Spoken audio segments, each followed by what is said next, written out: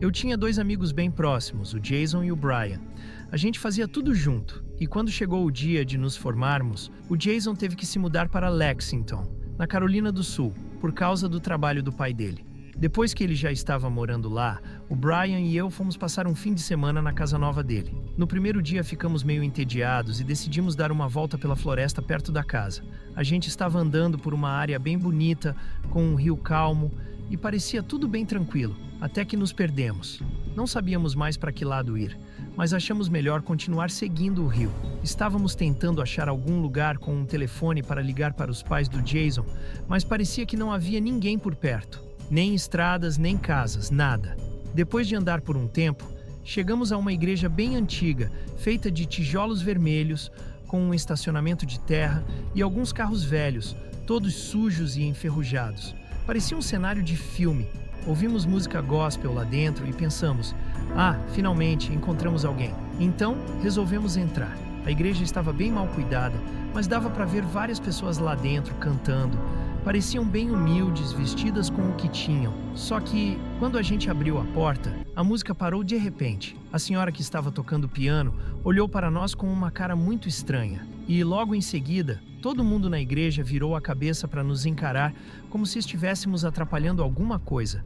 O Jason, meio sem jeito, pediu desculpas e disse que só queríamos usar o telefone para ligar para os pais dele. Mas ninguém respondeu. O silêncio era tão grande que dava para ouvir até os bancos de madeira rangendo.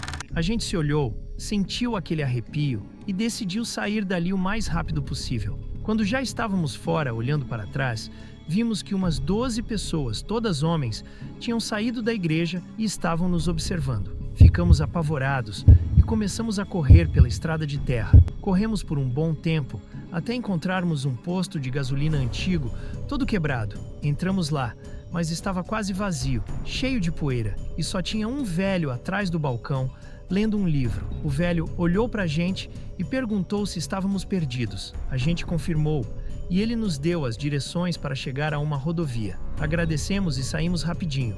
Mas, quando olhamos para trás, o velho estava parado na frente do posto, com um sorriso bem esquisito no rosto. Seguimos a trilha que ele indicou e, depois de meia hora andando, chegamos à rodovia. Já estava começando a escurecer e a gente tentava fazer sinal para os carros, mas ninguém parava. Até que, por sorte, um policial nos viu. Ele nos ajudou e, durante o caminho de volta, nos disse que precisávamos ter cuidado naquela floresta, porque havia histórias antigas de bruxas que viviam por lá. Foi assustador, mas no fim, chegamos a salvo na casa do Jason. Até hoje, o Brian e eu lembramos dessa história e como foi surreal. História 2. Carol. Quando eu tinha 19 anos, morava em Nova Jersey, uma cidade com muitas casas velhas e vazias. No topo de uma estrada cheia de pedras, não muito longe de onde a gente morava, havia uma igreja abandonada. Todo mundo na cidade conhecia aquela igreja. Ela estava lá há anos, numa estrada fechada, e ninguém sabia muito bem o que tinha acontecido para ficar daquele jeito. Agora já moro na Flórida, então nem sei se ela ainda existe, mas na época, eu, James e Sean, que éramos bem aventureiros e gostávamos de causar, tivemos uma ideia genial: levar um tabuleiro Ouija para aquela igreja, bem tarde da noite. Era outubro, perto do Halloween, então achamos que seria perfeito. O Sean tinha um tabuleiro Ouija guardado e a gente resolveu usar. Eu fui dirigindo, peguei o James primeiro, depois o Sean e fomos direto para a igreja. Só que a estrada até a igreja era bloqueada, então tivemos que estacionar o carro no acostamento e caminhar no escuro.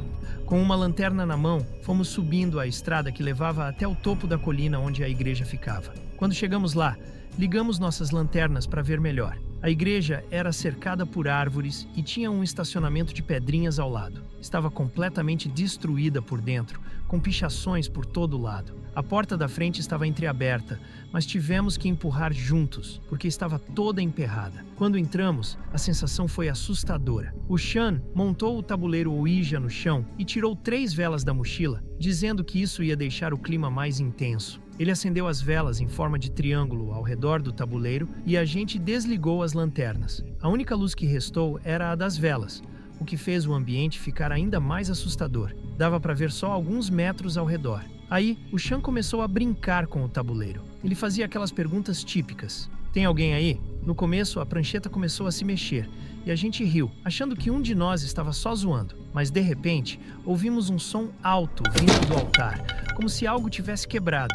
Todos nós congelamos e apontamos nossas lanternas para lá. Não tinha ninguém, mas o barulho foi tão real que assustou a gente. Mesmo assim, tentamos continuar. Mas aí, outro barulho estranho veio do altar e antes que pudéssemos iluminar o lugar, uma pedra do tamanho de uma bola de golfe caiu no tabuleiro. Todos nós gritamos e saímos correndo, deixando o tabuleiro e as velas para trás. Descemos a colina o mais rápido que podíamos e voltamos para o carro. Ficamos lá sentados, apavorados, por uns bons 30 minutos, tentando entender o que tinha acontecido. O Sean, que era bem religioso e supersticioso, jurava que tínhamos contatado um espírito. Eu, por outro lado, achava que talvez houvesse outra pessoa na igreja com a gente, o que, de certa forma, era ainda mais assustador. No dia seguinte, o Sean e o James voltaram à igreja para pegar o tabuleiro, mas ele tinha sumido. As velas ainda estavam lá, no mesmo lugar, mas o tabuleiro não estava mais. Depois disso, eles foram embora rapidinho. Até hoje, essa foi a experiência mais assustadora da minha vida. História 3. APD 420. Isso aconteceu no condado de Warren, na Geórgia,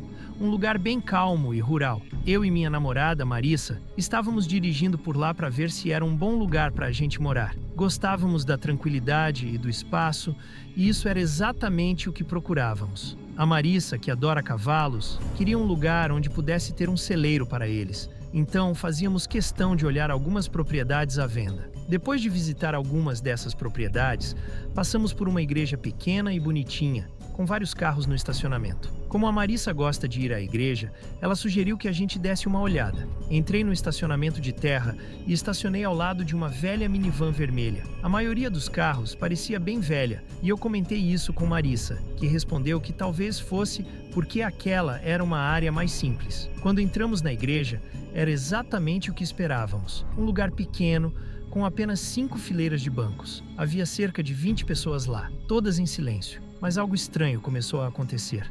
Assim que nos sentamos, as pessoas mais perto de nós começaram a nos encarar, uma por uma. E aos poucos, todos na igreja começaram a nos olhar. Foi super esquisito. Tentamos sorrir, mas ninguém retribuiu. Os olhares eram bem hostis. De repente, percebi outra coisa. Não havia nenhuma mulher lá, além da Marissa. E todos pareciam estar olhando mais para ela do que para mim. Lá na frente, perto do altar, um homem mascarado começou a caminhar na nossa direção e apontou para nós. Ele perguntou: "Quem convidou vocês aqui?" Eu tentei explicar. Nós só estávamos passando, vimos que tinha uma missa e resolvemos entrar. Mas, claramente, aquilo não era uma igreja católica normal. O homem mascarado disse que precisávamos sair imediatamente. Sem perder tempo, falei para Marissa: "Vamos embora", e saímos de lá o mais rápido possível. Quando entramos no carro, acelerei e saímos correndo do estacionamento. Só que, quando olhei pelo retrovisor, vi alguém entrando na minivan e começando a nos seguir. Pedi para Marissa ligar o GPS e encontrar o caminho até o escritório do xerife. A van estava nos seguindo, não muito perto, mas o suficiente para nos deixar nervosos. Assim que chegamos ao estacionamento do escritório do xerife, a van passou direto, sem parar. Nós ficamos tão assustados que dirigimos de volta para casa e nunca mais pensamos em voltar para o condado de Warren. História 4. Corra. Olha só, essa história que vou te contar aconteceu comigo quando eu era pequeno e até hoje me dá arrepios. Quando eu tinha uns 8 anos, eu era escoteiro e a gente fazia nossas reuniões em uma escola católica.